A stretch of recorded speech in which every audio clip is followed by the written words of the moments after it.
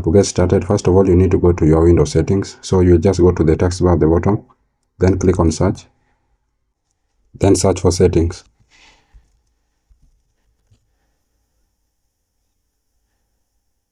Then once you are on your settings, you will go to accounts. So once you are here, you are going to see this link here, sign in with a Microsoft account instead. So click on it.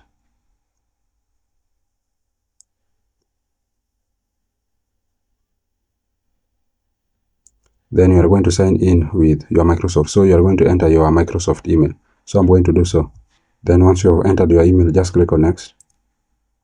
Then we'll send a code to the email to sign you in. So if you are able to access the email, then you need to click on send code.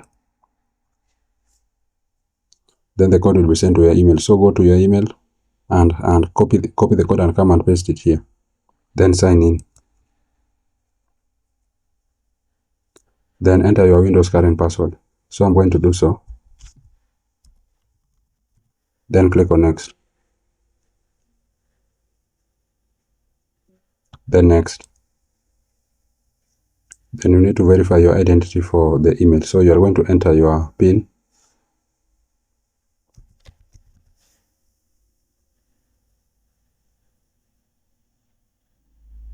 Then as you can see, you have added your Microsoft account on your Windows 11. So that's really it, guys. That's how to add Microsoft account on Windows 11. I hope this was useful, and if it was, please consider leaving a like and subscribing to the channel. Thank you guys for watching, and see you in the next one.